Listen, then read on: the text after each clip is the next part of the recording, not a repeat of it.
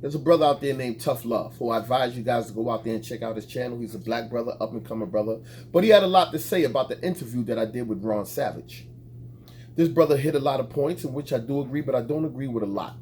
So let me just get right into it for those that don't know. And if you want to know, all you got to do is go and check out his channel where he's speaking about Ron Savage in my interview. So let me say something to you, Tough Love. You ever seen a girl getting beat up before? You ever seen a girl in a relationship, either in the streets or wherever, and she's getting beat up by her man? And this could be an ongoing, continuous thing where he beats her all the time. And you like, damn, why don't she just leave? Why don't she stop getting beat? What's wrong with her? Because she keep going back to him. And just this one day, you go out there and you said, you know what, I'm sick of this shit. And you jump in. And you grab him, slam him, throw him down, and she jump on your back. She jumped on you and started scratching and fighting and beating you. You never seen that before, huh? You never heard of that before? This is what happens in relationships. This is what happens in molestation. This is what happens in life. When you're dealing with certain people who don't have the know-how to think for themselves, people who have, just because they're 20 years old, 30, 40, you said 18 years old make you an adult? No, that's according to American standards. That's American standards. That doesn't make you an adult. You're just a male. You're not an adult. It takes certain mental, you got to be able to think right. You got to be able to think. And when I say think, not only educationally, but you got to be able to make the right choices. Oh, he knows right from wrong. Yeah, he knows right from wrong. You know if he touches the stove, it's going to burn him. You know if he walks in the street and a car driving by, he could get hit. But when it comes to manipulation from childhood, when it comes to manipulation, when you're a person who, see, because you're trying to deal with him on the same level as you. I'm speaking of Ron Savage. You speaking of Ron Savage like he's on the same educational and mental level as you or higher. When you can see before the medication. You can see before the medication how the brother was. And you can see after what it does and the effect that it has on him. As far as when it comes to someone manipulating him. Now let me just break something down for you real quick. This is how the situation went. I went to my barber. Go inside the barber shop. What's up, bro? How many people you got? Got 2 people. All right. Hit me when you're ready. I'm outside. I'm chilling the joint until you're ready. See one person get in a chair. The next person get in a chair is Ron Savage. Coming to the barber shop. My barber asked me, yo, you know Ron Savage? I said, yeah, I know Ron. So Ron said, yeah, I know you. You 10 toes down. You Sonetta cousin. Yeah, I know. I watch your show, this and that. I'm like, yeah, oh, what's up, brother? How you doing, man? I said, yo, let me holler at you after you come out the barber. So I figured that, you know what? Being that I've dealt with molestation, I've dealt with this Hassan Campbell whole Africa Bambada thing, who else better to interview than Ron Savage? This wasn't a planned thing. I didn't have no questions. Everything, I went off the top of my head.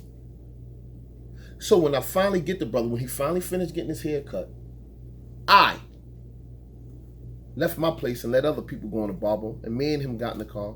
And before I started the interview, in which I have to ask a person first, yo, what things you don't want me to touch on before we start this interview?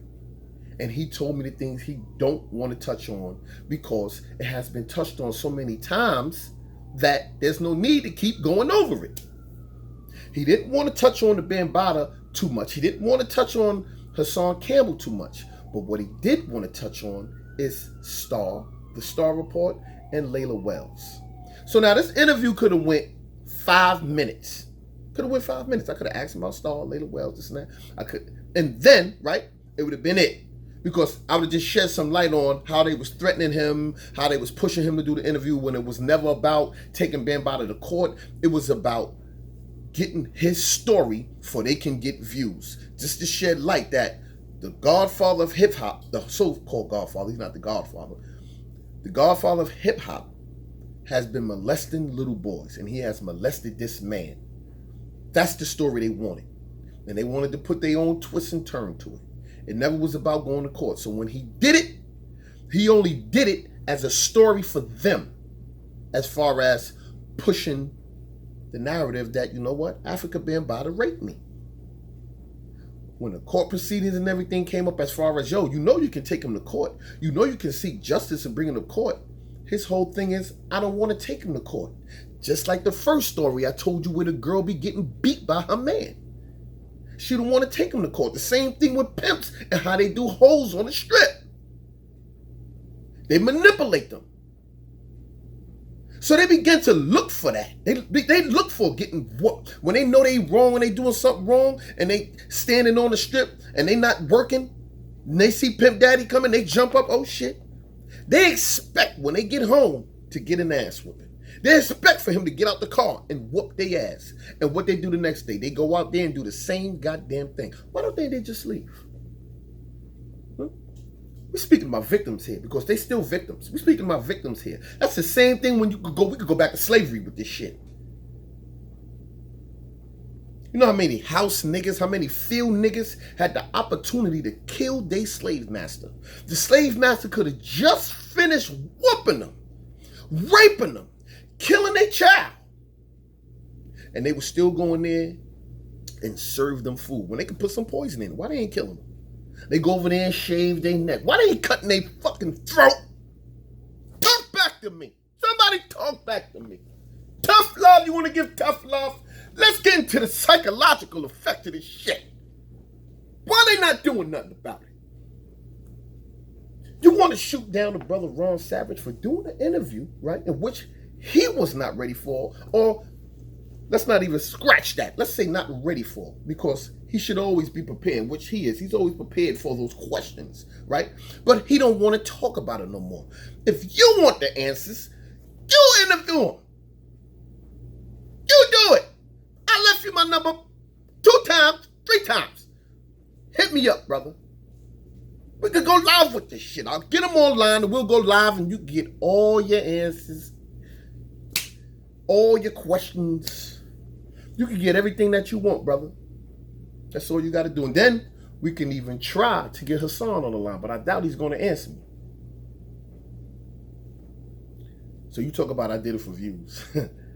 I did it for ratings, and I did it for this, and I did it for that. Well, let me explain something to you. Of course I did it for views. Of course I did it for clout and ratings, in which everyone does it. That goes for me, that goes for you, that goes for the news, that goes for everybody. Talk back to me. Somebody talk back to me now. Because I ain't going to just keep sitting here talking to myself. Tough love. Let's talk tough love. Aren't you doing it for ratings? Aren't you monetized? You're not monetized, huh? Yes, you are. You monetized. Aren't you getting paid for your videos? How many videos you make a week? Do you ever go back and check your videos after you done made them to see how many views you got? Do you answer your comments? So you're doing it for views. You're doing it for subs. You're doing it for likes. Don't tell me you're not. Because if you wasn't, you wouldn't monetize your shit. You wouldn't care about oh yeah, and you're doing it for the money too. So let's not talk about people doing it for views and for likes and subs and all that, because that's what we're all here for. But me, I'm not doing it at the expense of someone's pain, someone's fear, someone's anger, the pressure. That's not what I do it for. I want to shed some light on the injustice. I want to shed some light on the pain that they endure and the suffering that they continue to go through. That's why I do it for. I'm not doing it for the views because I want the views to be in the love and everything to be put on me. You didn't hear my story when I spoke about Caesar? You didn't get it, huh? I applied that to my life. And what Caesar went through the town, he always kept the guy next to him. And when people gave him praise and threw him flowers and roses, the man would always reach down and whisper something in his ear. People never knew what that man was saying in his ear. But they asked Caesar one time, what does he say to you? He said that man's job was only to tell him, Caesar, you're only a man. You're only a man. And that means a lot. That's a deep statement. And that's the problem with a lot of you YouTubers out there. You need somebody on your side to whisper in your ear when you're doing your video. Just come in the camera when you're doing your videos and say in your ear, yo, you're only a man. You're only a man. They need to do that like with Hassan Campbell and all these other people. Tough love, you might need it sometimes too. You're only a man. You know what? You're not a gangster. You're not tough. You're not a psychiatrist. You're not a psychologist. They need to say these certain things in your ear so you know that's not who you are. So you won't look for the praise. Remember, like I said, the bigger I get, the smaller I become. Because I never forget where I came from and who I am. I've always been in the light. See, my story is different from everybody else's story. I've always been in the light. My mother always been in the light. I've always been the son of a superstar. See, but I don't speak about that because that's not important. I don't speak about how I grew up and how my mother was one of the first women who started doo-wop music, in which she sung with the greatest, did tours and got albums and all kind of shit.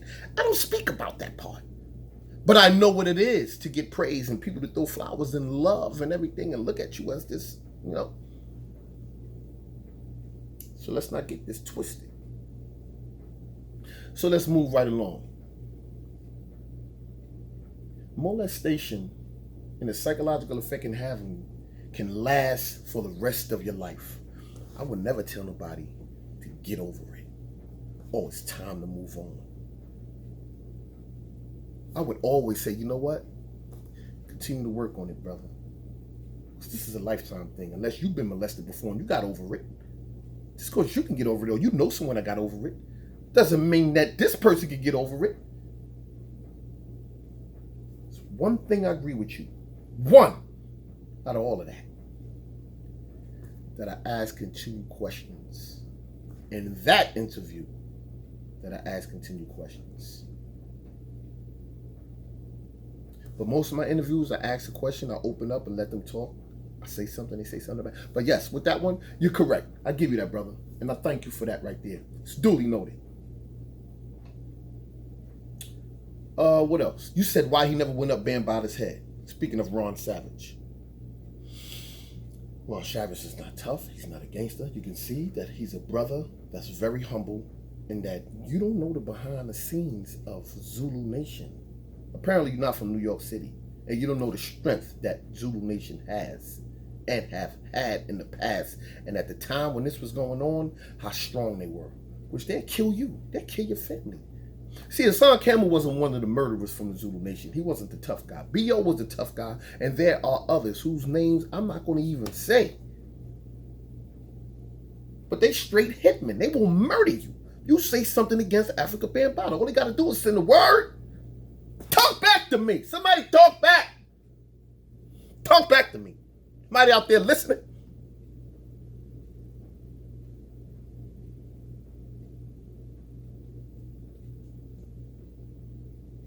You spoke about him not being, or him being credible because he blamed it on medication. See, before the interview, right, me and Ron Savage sat down and had a talk, in which we all should do, because you know why? When you're dealing with molestation, that's a real tender situation where you got to handle with gloves. That's how I see it. So I'm not going to push no issue where it shouldn't be pushed, where man done told me, yo, I really don't want to touch on too much of that. Then you probably say, then why are you doing the interview? I said I was doing the interview because I wanted to touch on the threats in which he was receiving from not only the Star Report, and Layla Wells, right? Also, I wanted to touch on the fact that he never wanted to bring him to justice. He wanted to shed light on the situation in hopes of the police or other kids to come out and speak about their story and bring him to justice. That's his story. It's not my story. It's my interview. got what I got and got what I wanted. If the people wanted more, or if you wanted more, all you got to do is use my number that I gave you and you can call me. But rather than call me like everybody else, like this how the whole thing started with Hassan Campbell. All it took was a goddamn phone call, a conversation. And look how far we got now. Nowhere. But when it comes to credible witnesses, right? I don't know if you've ever been, no, you never, because you've been in the army. So you never been in the court system before. You never stood trial. You never seen what it is where a judge would say he's not a credible witness. But before you go, right, a lawyer would tell you if you're a credible witness because they're going to go over your psychological background and your record of what the psychologists and psychiatrists sent to them. How do you know he didn't have a lawyer already and the lawyer read over his psychological background before he got on meds and after? How do you know the lawyer didn't do that? You don't know. Talk back to me. You don't know what happened. If they don't know what happened, shut up. Shut up. Shut up. Shut up. You shut your mouth. You shut up if you didn't do the full research. If you didn't sit with the man, shut up. If you didn't get the story off the camera, shut your mouth. Shut up. Just because he didn't speak about it doesn't mean it didn't happen. Just because he spoke about the meds, he didn't speak about his lawyer and his psychologist and psychiatrist who he spoke to and told him that you're not going to be able to stand. That the lawyer may have went to a judge and said, listen, I got this story. I want to bring it forth. I got a case. What do you think? They said, well, he's not a credible one, but what about the other guys? We can use the other guys. We're not going to use this one. Because there's so many. So many. You put so much on Ron Savage. I'm not even talking about Hassan Campbell. Because he don't even count because there was no molestation. You got to understand this, buddy. Africa Bambada wasn't the only one. He was not the only one there. There were several other rappers, singers, entertainers who you would be like, wow, they was all part of this shit. You don't know that there was gangsters and thugs in there when they said, hey, up, and they gave that signal to close them doors and ain't nobody going nowhere. It's time. It's party time. Everybody get undressed. There's going to be some fucking going on in here. You don't know what happened. The fear. Do you know? Let me tell you something. Let me just give you something. Tough love. When it came to Hassan Campbell, apparently you don't know the story. This is why Hassan Campbell ran to the conscious community. My cousin signed at a TV. In the conscious community, he ran to them with the story. He didn't go to the police out of fear. He didn't go to the news out of fear, which would have been a beautiful story. They would have ate that story up. He went to the conscious community because he knew that the conscious community was strong. They were deep-rooted in the community, and they wouldn't stand for nobody trying to do nothing to a brother. So if he brought it to them and something happened to him, it would be some consequences and repercussions, because in the conscious community, you got some gangsters in there too. You got some killers in there too. And you got some brothers in there that's connected with the Zulu Nation, or even part of them. So he went there with the story. That's why he went there. You didn't hear about Ronald Savage going to the conscious community or saying anything. Later on, he spoke with Sonetta. But before that, Ron wasn't trying to put no goddamn story out. He was already a grown man. He said he was raped. I don't know about no molestation, him being a kid. Him and Bambada ain't too far apart in age.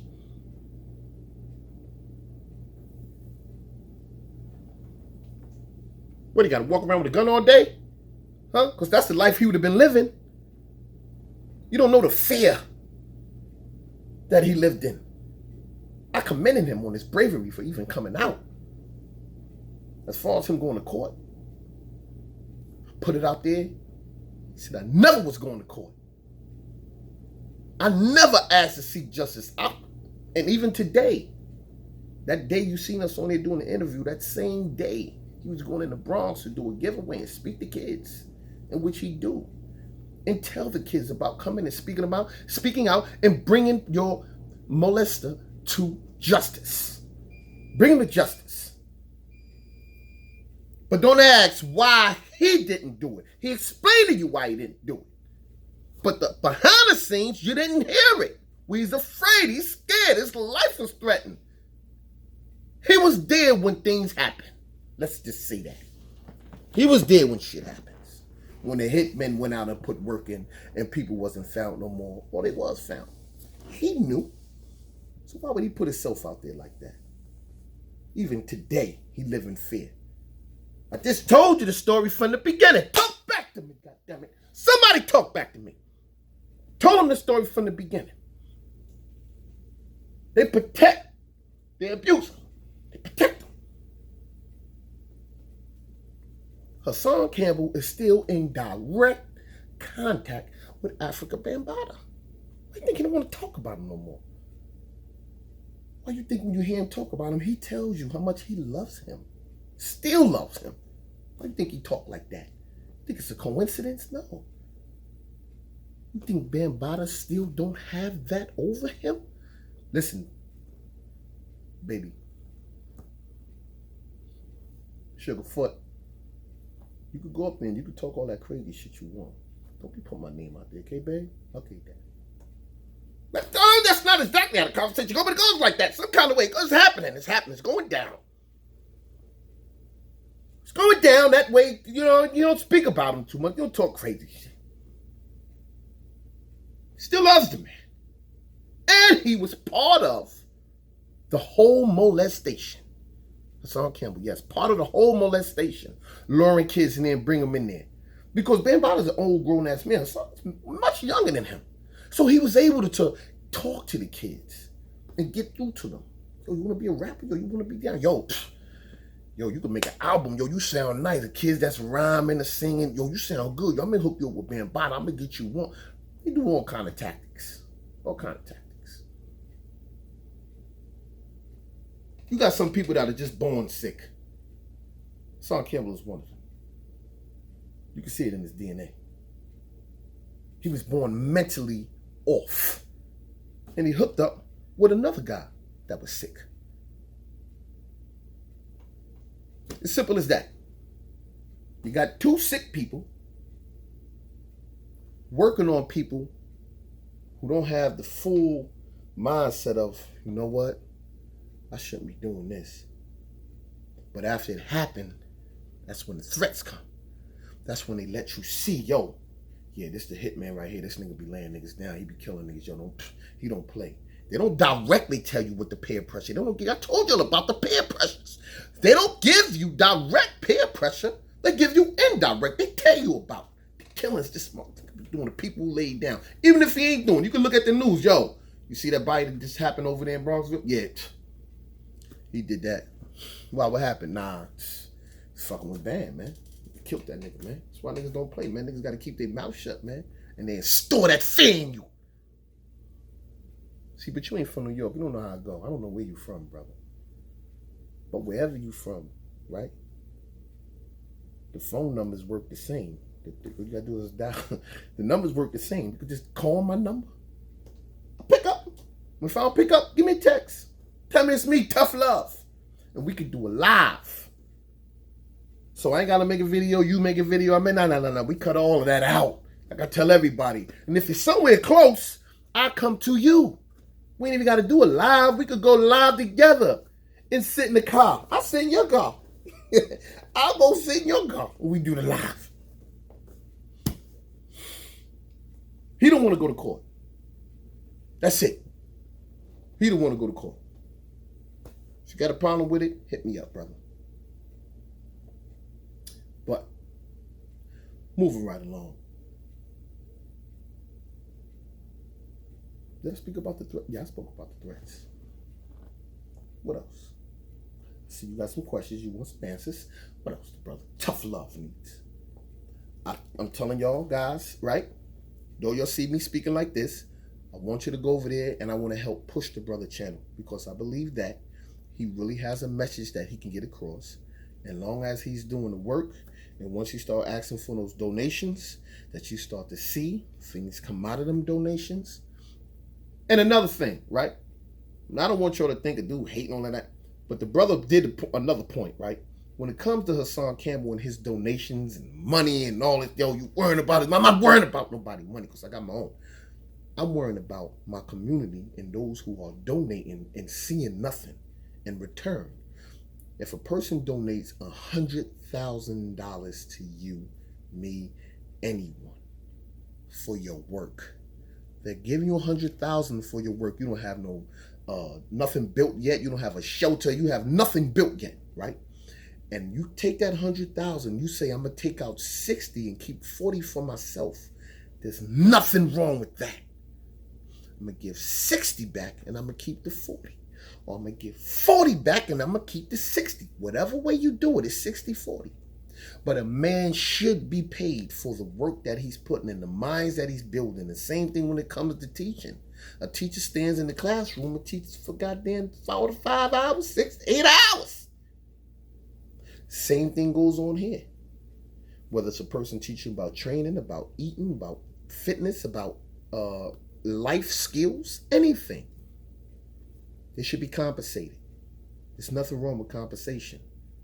So when it comes to Hassan Campbell, I never said that I want to take his channel down. I said no, he need to be put on timeout. I never said that I don't want to see him stop feeding his family. No. I said I just want to see you give something back. If you get $20,000, $30,000 a month, you can't give $1,000. You can't donate $1,000. You can't go buy 5 computers. You can. There's so many things you can do with money, right? And that's my problem. Also, my problem is the lies and the disrespect to the dead. So we're not going to continue going that because I'm talking to tough love right now. So, tough love. What else? You said that Ronald Savage was real giddy. Just because a person is in his 40s, 50s, 60s, doesn't mean they're grown. Doesn't mean they have the mental capabilities as everyone else. Don't mean that they're supposed to think like you. They still could be a kid. Was he born with Down syndrome? Was he what's his level of thinking? Do you know? Do you know the effect that it has had on him when it comes to Africa Bambada and the whole rape situation?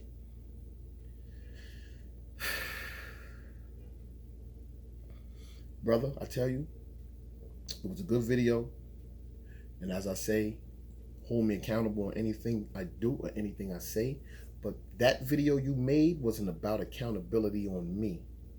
It was about the answers that you wanted to the questions that I was asking and didn't ask. And I never seen you do an interview with nobody before. But when you do, my advice to you, before you even started, you ask them, what are the things you don't want to talk about? It's out of respect. That's out of care. And when you're dealing with a person that's been molested, that's one of the most important things. But you also said that I was exploiting. Exploiting who? My own people?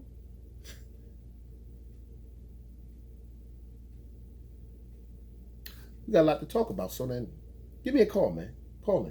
I ain't gonna take up too much of your time because time is running. And stuff the fucking white man prison.